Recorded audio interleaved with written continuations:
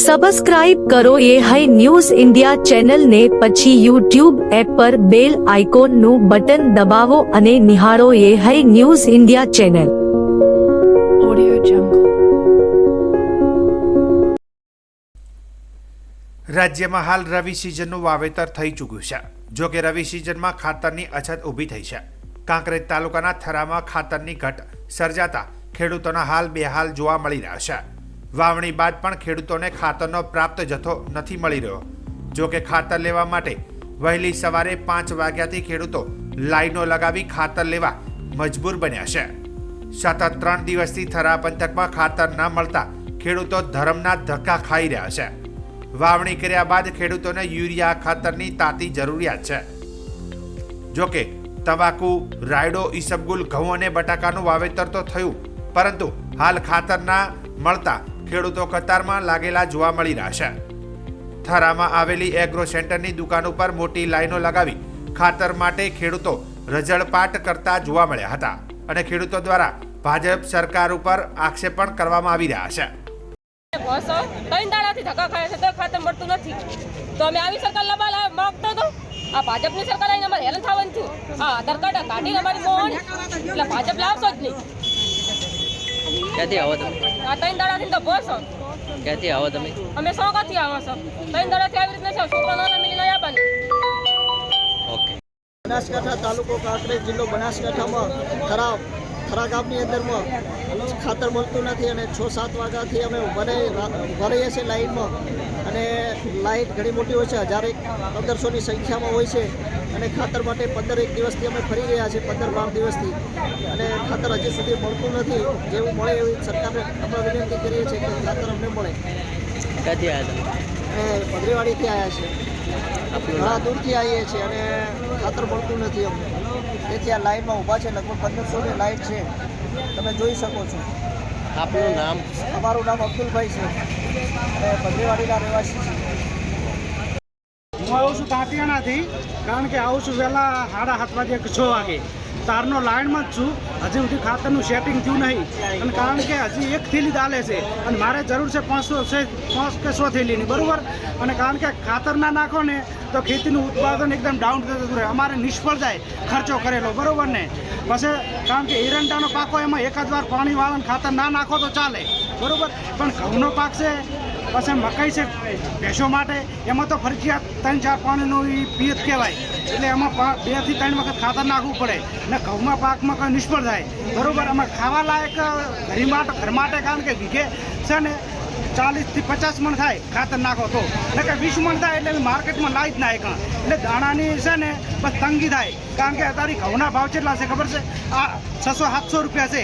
કારણ કે ખેડૂતને પૂરું ખાતર મળે તો પૂરું ઉત્પાદન થાય, તો કદાચ માર્કેટમાં સસ્તા ભાવથી અમે આપીએ, બરાબર. કારણ કે અમારે ખાવા જોગું જ નહીં હોતું, માર્કેટમાં ચાઈ લાવો બસ મજૂર વર્ગને કારણ કે ખુદ મળવાનું છે, બરાબર ને. સરકારશ્રીને વિનંતી કે ખેડૂત ઉપર બાજ નજર રાખે અને ખેડૂતને પૂરતું જે જરૂરિયાત પૂરતું ખાતર છે, દવા છે, એ રિઝનેબલ ભાવથી મળી જાય, ટાઈમે મળી જાય, બરાબર. બિનજરૂરી મળે. શું કરવાનું ઉનાળામાં? શું કરવાનું કહો અમારે ખાતર, બરાબર. અત્યારે ખાતરની ખાસ જરૂર છે. અત્યારે આવે તો બરાબર છે, નકે અમારે ખેતીમાં છે ને, કારણ કે જે 50% લોન્ચ જાય, બરાબર ને, અમે માર્કેટમાં પૂરો પાક ના લાવીએ, બરાબર. અને આ હવારાના લાણમાં 1 જ થેલી મળે, 1 થેલી મળે ને અમુક યુરિયાવાળા છે ને 5 થેલી હાલે. એમાં યુરિયાવાળાને 5 થેલી હાલે, એનો મતલબ એવો કે જે એગ્રોવાળા છે ને એને લાભ થાય પહેલું કરે. યુરિયા લે એટલે એમને લાભ થાય. અમારે લાઈનમાં રહેવું પડે, બરાબર ને. કારણ કે 1 વાક આવ્યો છે તો હજી અમે લાઈનમાં જ હજી કલાક લાગશે, બરાબર. ડીપી લો ને, ભાઈ 1 ડીપી લો તો તમને 4 યુરિયા હાલે, બરાબર ને. એમાં એગ્રોવાળાનો લાભ થાય એટલે પહેલો કરે, બરાબર ને. અમે લાઈનવાળાને 1 જ થેલી હાલે છે, બરાબર. એટલે અમારા બીજા ખેડૂત અમુક વિચારતા નહીં, અમારે ડીપીની જરૂર નહીં. આપનું નામ? મારું નામ સુખદેવસિંહ દલુજી, કમાળિયા ગામ, તાંતિયાણા તાલુકો, કાંકરેજ જિલ્લો બનાસકાંઠા. થરા મથકે હેરાન પરેશાન વર્ષો ચાલે છે, બરાબર, દર વર્ષે. એટલે મહેરબાની કરી અને સરકારશ્રીને ખેડૂત માથે નજર રાખે અને ખાતર ટાઈમે આપે. ધારાસભ્યને નમ્ર વિનંતી કે આવું વારંવાર યાર લાણ પતંગ ના ભાડો, યાર લાણ ભાડો તમને તાત્કાલિક ધ્યાનમાં આવવું પડે, એનું નિરાકરણ લેવું પડે કે આ વારંવાર ખેડૂત હેરાન થાય, બરાબર. આ તો રોજની કાણીને 400-500 જણે લાઈન લાગે, બધા નેતા નીકળે, બધા નીકળે, બરાબર ને. નેતાને ધ્યાનમાં આવવું પડે કે આ ખેડૂત હેરાન થાય એમ થરા મથકે, કે એનું કાંક કરે એમ, કારણ કે ખેડૂત હેરાન ના થાય એવું. બરોબર. હા તો ના એવું કાંઈ નહીં, ખેડૂત ભલે હેરાન થતા, ખેડૂત યાર હેરાન ના થાય. ખેડૂત મેન વસ્તુ, કારણ કે કિસાન છે ને એના આધારિત દેશ છે, બરોબર ને. તમારે ખાવા માટે રોજ છે ને એ કિસાનની જ જરૂર પડે, કારણ કે કિસાન ભાઈ દાણા હે અનાજ ખેડૂત જ પકવે, બરોબર ને.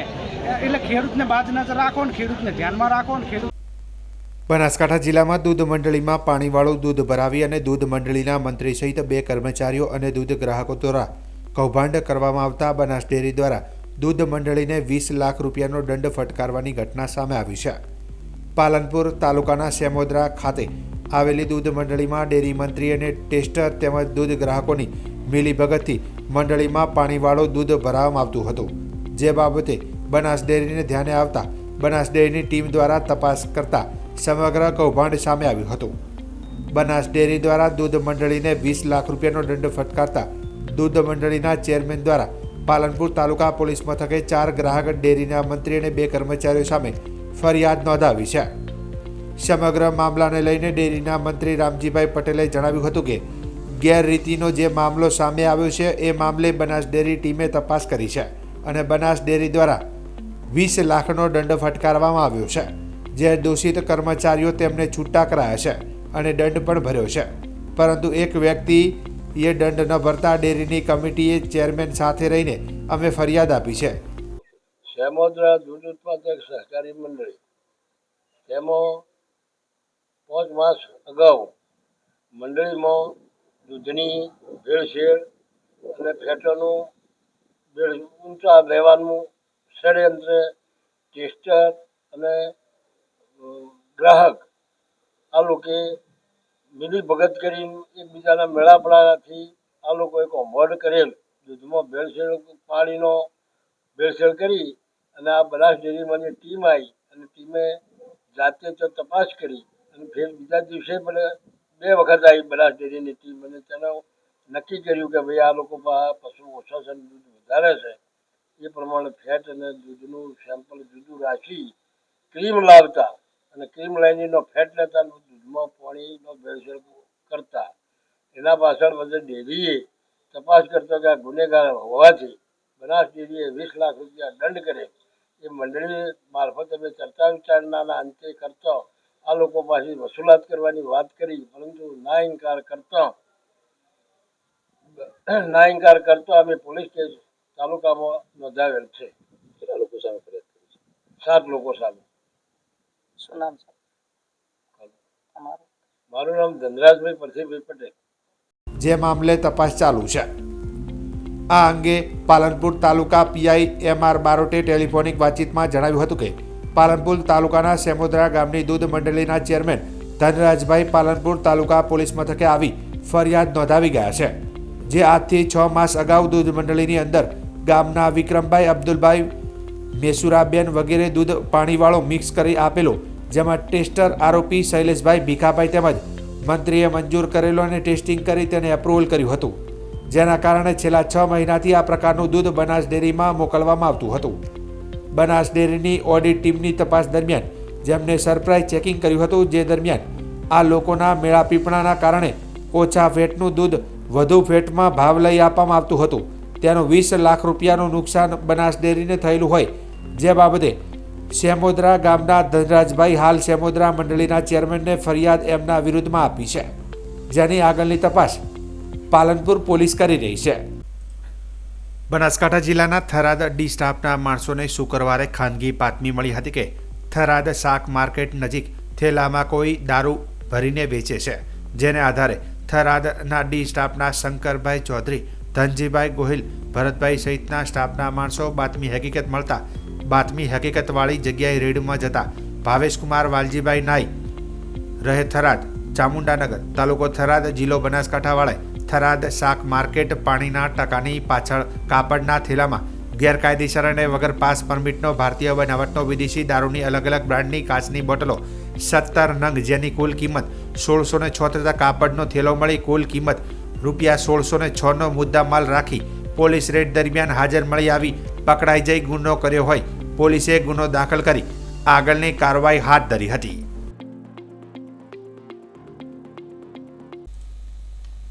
પ્રધાનમંત્રી નરેન્દ્ર મોદીએ ગુજરાતના કચ્છ જિલ્લામાં ઘોરડોમાં આયોજિત રણ ઉત્સવની પ્રશંસા કરી છે. સોશિયલ મીડિયા પોસ્ટમાં પ્રધાનમંત્રીએ કહ્યું કે આ ઉત્સવ કચ્છની પરંપરા, સંસ્કૃતિ અને વારસાનું પ્રતીક છે કે જે દરેકને આકર્ષે છે. તેમણે કહ્યું હતું કે આ ઉત્સવ તેના અદ્ભુત હસ્તકલા બજાર, સાંસ્કૃતિક કાર્યક્રમો અને ખાદ્ય પરંપરાઓ દ્વારા મુલાકાતીઓને જીવનભરનો અસ્મરણીય અનુભવ પૂરો પાડે છે. પ્રધાનમંત્રીએ લોકોને તેમના જીવનમાં ઓછામાં ઓછા એક વખત રણ ઉત્સવમાં તેમના પરિવાર સાથે ભાગ લેવાની અપીલ કરી હતી. ગુજરાતમાં દિન પ્રતિદિન પ્રાકૃતિક ખેતીનો વ્યાપ વધી રહ્યો છે. રાજ્યમાં 20 લાખથી વધુ ખેડૂતો પ્રાકૃતિક કૃષિ કરતા થાય તે માટે રાજ્યપાલ શ્રી આચાર્ય દેવવ્રતજી અને મુખ્યમંત્રી ભૂપેન્દ્ર પટેલના નેતૃત્વ અને માર્ગદર્શન હેઠળ પ્રાકૃતિક કૃષિ માટે અનેક પ્રયાસો હાથ ધરાયા છે. બનાસકાંઠા જિલ્લાના ખેડૂતો પણ આ દેશી ગાય આધારિત ખેતીના જીવામૃત, બીજામૃત, વાપસા અને સહજીવી પાક એટલે કે મિશ્ર પાક પદ્ધતિને અપનાવીને એક સ્વસ્થ સમાજની સાથે વધુ આવક મેળવતા થયા છે. બનાસકાંઠા જિલ્લાના દિયોદર તાલુકાના રામપુરા ગામના ખેડૂત ભૂદરભાઈ ખેતાજી ચૌધરી વર્ષ 2012થી આત્મા વિભાગ સાથે જોડાયા હતા.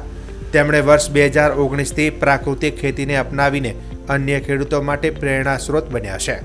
તેઓ જણાવે છે કે સરકારશ્રીની વિવિધ યોજનાઓનો લાભ લઈને અમો પ્રાકૃતિક ખેતી અપનાવી છે, જેમાં આજે મબલખ ઉત્પાદન મળી રહ્યું છે. સાવ નજીવા ખર્ચે થતી આ ખેતીથી ખર્ચો ઓછો અને ભાવ વધુ મળી રહે છે. તેમણે રાજ્ય અંદર પ્રેરણા પ્રવાસમાં ભાગ લીધો હતો તથા સુભાષ પાલેકર પ્રાકૃતિક ખેતીની તાલીમ પણ લીધી હતી. તેઓએ પોતાની 7 એકર જમીનમાં મકાઈ, મગફળી, ઘઉં, બાજરી, વરિયાળી, જામફળ અને ડુંગળી જેવા મિશ્ર પાકોનું વાવેતર કર્યું અને સારા બજાર ભાવ પણ મેળવ્યા છે. તેઓ જણાવે છે કે આ વાવેતરથી વાર્ષિક 6 લાખથી વધુનો ચોખ્ખો નફો તેઓ મેળવે છે. ખેડૂત ભૂદરભાઈ જણાવે છે કે જમીનને ફળદ્રુપ બનાવવા તથા જમીનનું સ્તર સુધારવા અને ઉત્પાદન વધારવા માટે ખેડૂતો પાસે પ્રાકૃતિક ખેતી જ એકમાત્ર વિકલ્પ છે. તેઓ અત્યારે માસ્ટર ટ્રેનર તરીકે આજુબાજુના 5 ગામના ખેડૂતોને પ્રાકૃતિક ખેતીને લગતી માહિતી માટે ટ્રેનિંગ આપે છે. તેમણે પોતાના ખેતરમાં સરકારશ્રીની સહાયથી પંચસ્તરીય મોડેલ ફાર્મ ઊભું કર્યું છે, જેમાં તેઓ જામફળ, ચીકુ, લીંબુ જેવા જુદા જુદા બાગાયતી પાકોનું વાવેતર કરીને અઢળક ઉત્પાદન મેળવે છે. તેઓ પ્રાકૃતિક ખેતીમાં બીજામૃત, જીવામૃત, ઘન જીવામૃત, આચ્છાદન, દસપની અર્ક, નિમાસ્ત્ર અને ખાટી છાશના ઉપયોગ થકી ખેતી કરે છે. તેઓ જિલ્લાના અન્ય ખેડૂતોને પણ પ્રાકૃતિક ખેતી અપનાવવાનો અનુરોધ પણ કરે છે. મારું નામ ચૌધરી ભૂદરભાઈ ખેતાજી, ગામ રામપુરા, તાલુકો દિયોદર, જિલ્લો બનાસકાંઠા.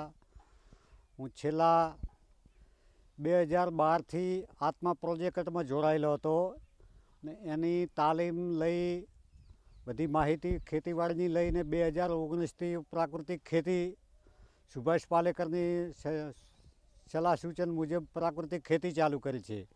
તો એની અંદર મને સારામાં સારું ઉત્પાદન હવે મળે છે, પણ હવે સારામાં સારું ઉત્પાદન મળે છે અને હું 100% પ્રાકૃતિક ખેતી કરું છું. એની અંદર ઘન જીવામૃત, બીજામૃત, આચ્છાદન બધું વાપરું છું અને બીજા ખેડૂતોને પણ હું માહિતી આપું છું. 5 ગામોમાં જઈને ટ્રેનર માસ્ટર તરીકે ફરજ બજાવું છું કે પ્રાકૃતિક ખેતી આપણે ખેડૂતને કરવી જ પડશે, ચાલશે નહીં. તો જરૂરથી પણ ખેડૂતો મારી માહિતી લેવા આવે છે અને મારા સંગાથે જોડાય છે. ઘઉં છે, રાઈ છે, એરંડા, સરસવ, શાકભાજી દરેક પાક મિશ્ર પાકની હું ખેતી કરું છું. ગુજરાત જાહેર સેવા આયોગ દ્વારા આવતીકાલે રાજ્ય વેરા નિરીક્ષક વર્ગ 3ની પ્રાથમિક પરીક્ષા યોજાશે, જેમાં સમગ્ર રાજ્યમાંથી 1,85,000 ઉમેદવારો પરીક્ષામાં ઉપસ્થિત રહેશે. ગુજરાત જાહેર સેવા આયોગના ચેરમેન હસમુખભાઈ પટેલે પ્રેસ કોન્ફરન્સ કરી વધુ માહિતી આપી છે.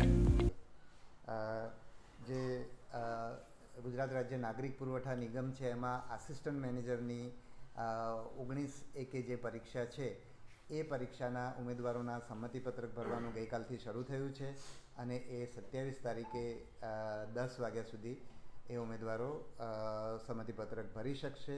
ઉમેદવારોએ સંમતિપત્રક સમયસર ભરે. ઉમેદવારોની જાણ માટે કે આ પરીક્ષા ઓછી સંખ્યાના ઉમેદવારો હોય અમદાવાદ ગાંધીનગરની અંદર આ પરીક્ષા અમદાવાદ ગાંધીનગર બંને શહેરો અથવા બંનેમાંથી એક શહેરની અંદર આ પરીક્ષાનું આયોજન કરવામાં આવશે ઉમેદવારો જે સંમતિપત્રક ભરે છે એમણે જનરલ ઉમેદવારે 500 રૂપિયા ડિપોઝિટ ભરવાની છે અને અનામત વર્ગના ઉમેદવારોએ 400 રૂપિયા ડિપોઝિટ ભરવાની છે. જે ઉમેદવારો પરીક્ષા આપશે એ ઉમેદવારોને એ ફી પાછી આપવામાં આવશે અને વધુમાં વધુ 15 દિવસની અંદર એ ફી પાછી આપવામાં આવશે. પરીક્ષા કેન્દ્ર અમે અમદાવાદ, ગાંધીનગર ખાતે જે પરીક્ષા સારી રીતે થાય એટલા માટે અને ઓછી સંખ્યાની અંદર રાજ્યના દરેક જિલ્લાની અંદર પરીક્ષા વ્યવસ્થા ગોઠવી પરીક્ષાની સુરક્ષાની દ્રષ્ટિએ યોગ્ય નથી એટલા માટે અમદાવાદ, ગાંધીનગર ખાતે કરીએ છીએ. જે ઉમેદવારો તૈયારી સારી રીતે કરતા હોય એમણે પરીક્ષા કેન્દ્ર દૂર છે એમ માનીને પરીક્ષા નહીં આપવાનું વિચારવું નહીં જોઈએ એવી મારી સલાહ છે. જે પણ ઉમેદવારો પરીક્ષા આપવા માગતા હોય એ અચૂક એમનું સંમતિપત્રક વહેલામાં વહેલી તકે ભરે અને આ જે સમય મર્યાદા હવે કોઈ લંબાવવામાં આવશે નહીં. ગઈ વખતે રાજ્ય વેરા નિરીક્ષકમાં પ્રથમ વખત હતું એટલે આપણે સમય વધારેલો હતો એટલે કોઈ પણ ઉમેદવાર બાકી ના રહી જાય એટલે વહેલામાં વહેલી તકે ઉમેદવારો એનું સંમતિપત્રક ભરી લે એવી એમની સલાહ છે. કુલ કેટલો સ્ટાફ હશે? ગુજરાત જાહેર સેવા આયોગથી લઈને નીચી કક્ષા એટલે વર્ગ 4 સુધી કેટલા કર્મચારીઓ? એક્ઝેક્ટ સંખ્યા અમારી પાસે ઉપલબ્ધ નથી, પરંતુ આપણે દરેક પરીક્ષા કેન્દ્ર છે એની અંદર દરેક વર્ગખંડની અંદર નિરીક્ષક હોય છે, 5 વર્ગખંડી ઉપર એક સુપરવાઇઝર હોય છે, કેન્દ્ર સંચાલક હોય છે, આયોગના પ્રતિનિધિ હોય છે અને પોલીસના જે કર્મચારીઓ છે એ આટલા પરીક્ષા કેન્દ્ર પર હોય છે. એ સિવાય આયોગથી સાહિત્ય લઈ જવાનું, જિલ્લામાંથી સાહિત્ય લઈ જઈને પરીક્ષા કેન્દ્રો સુધી પહોંચાડવાનું અને પાછું એ સાહિત્ય આયોગ સુધી પહોંચાડવાનું. એમાં મોટી સંખ્યાની અંદર વાહનો અને કર્મચારીઓ, અધિકારીઓનો ઉપયોગ કરવામાં આવ્યો છે. જિલ્લાની જે ટીમે છે એ જે અધિકારીઓની પસંદગી પણ મેં એમને એવું કહ્યું છે કે તમારે ત્યાં ઇમરજન્સી હોય, પૂર હોય કે વાવાઝોડું હોય અને તમે જેના ઉપર સૌથી વધારે ભરોસો મૂકી શકો કે ચૂંટણી હોય એવા ઉમેદવારો તમે પસંદ કરજો જેથી પરીક્ષા સારામાં સારી રીતે લઈ શકાય. અને ખાસ તો જિલ્લાની ટીમોએ જે રીતે રસ દાખવ્યો છે, એમણે એટલા સરસ પ્રશ્નો પૂછ્યા, ઘણી વસ્તુ અમારે ધ્યાન બહાર હોય અને ત્યાં ઝીણામાં ઝીણી કોઈ પણ પ્રકારની મુશ્કેલી ના પડે તો એમણે બહુ ઝીણવટથી એનું ધ્યાન રાખ્યું છે. એ જોતાં એ પરીક્ષા સરસ રીતે લેવાશે. અત્યાર સુધી આપણે દરેક જીપીએસસીમાં છેલ્લા 10 વર્ષથી જે રીતે પરીક્ષાઓ સરસ રીતે લેવાય છે એ જ રીતે સરસ રીતે પરીક્ષા લેવાશે. લેખિત પરીક્ષા જે આવતીકાલે 33 જિલ્લાની અંદર 754 જેટલા કેન્દ્રોની અંદર આ પરીક્ષા થવાની છે. એની સંપૂર્ણ વ્યવસ્થા કરી દેવામાં આવી છે.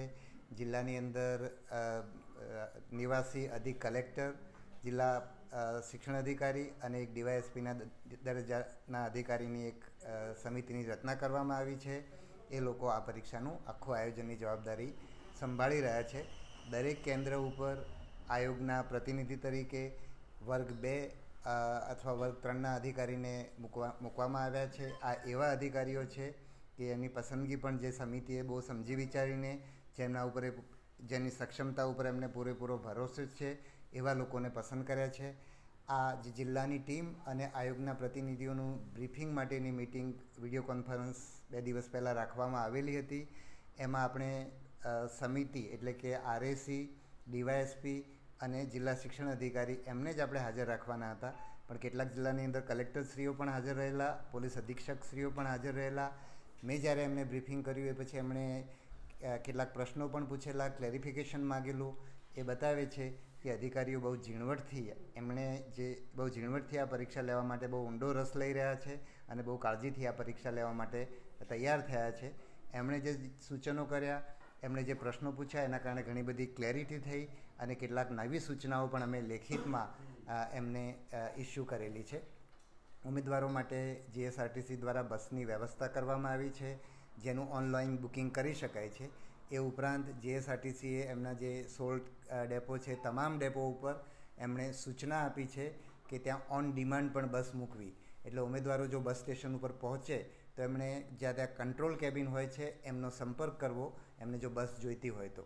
એટલે ઉમેદવારો સ્ટેશન પર પહોંચે, દાખલા તરીકે મહેસાણાથી એમને અમદાવાદ જવું હોય તો મહેસાણાના બસ સ્ટેશન ઉપર પહોંચે અને જો કંટ્રોલ કેબિનનો સંપર્ક કરશે અને તરત બીજી બસ ઉપલબ્ધ નહીં હોય તો ખાસ બસ પણ જીએસઆરટીસી મૂકવાનું છે. એટલે ઉમેદવારો માટે એ વ્યવસ્થા થયેલી છે. ઉમેદવારોનો સામાન પરીક્ષા કેન્દ્રના કેમ્પસમાં પણ પરીક્ષા કેન્દ્રમાં એનો દુરુપયોગ ના થાય એ રીતે મૂકવા માટેની પણ અમે સૂચનાઓ આપેલી છે. ઉમેદવારોને મુશ્કેલી ના પડે એટલા માટે પારદર્શક પાણીની બાટલી પણ સાથે લઈ જઈ શકે છે. ઉમેદવારો એમનું પાઉચ પણ જો પારદર્શક હોય તો સાથે લઈ જઈ શકે છે.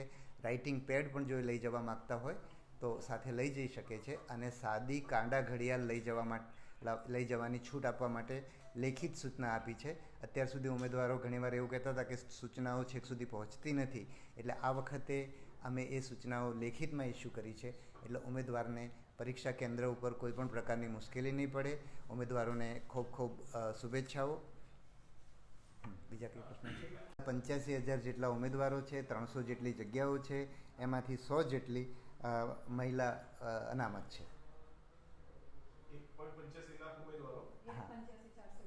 હા, 1,85,000 જેટલા ઉમેદવારો છે.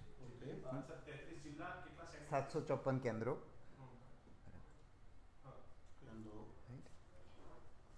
મહિલા કેટલી કીધી સાહેબ મતલબ 100 મહિલાઓની જગ્યા છે, એટલે 1/3 જગ્યાઓ મહિલાઓની છે.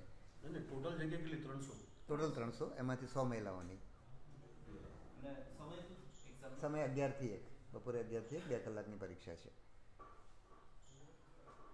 આયોગના પ્રતિનિધિ આજે પરીક્ષા કેન્દ્ર ઉપર જઈ અને પરીક્ષા કેન્દ્ર સાથે સંકળાયેલા કેન્દ્ર સંચાલક, વર્ગખંડ નિરીક્ષક અને સુપરવાઇઝરનું બ્રીફિંગ પણ કરશે.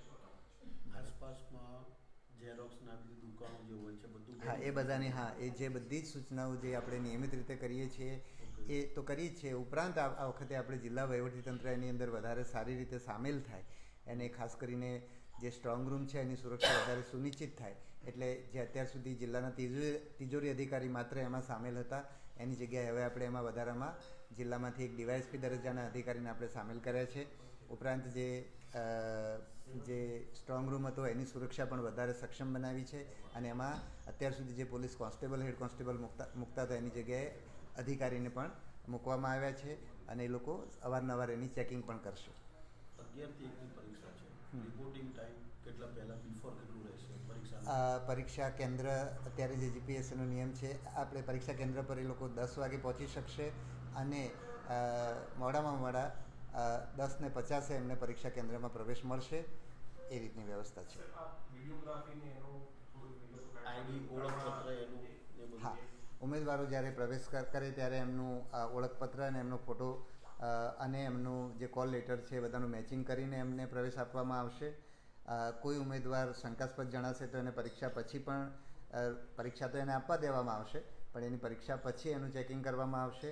એ સિવાય ઉમેદવારની આંગળાની નિશાન પણ એમની OMR સીટ ઉપર આપણે લેવાના છીએ. એ રીતની OMRની પણ આપણે વ્યવસ્થા કરેલી છે. એટલે કોઈ પણ રીતે ઇમ્પર્સોનેશન ના થાય એ માટેની વ્યવસ્થા પણ આપણે કરેલી છે.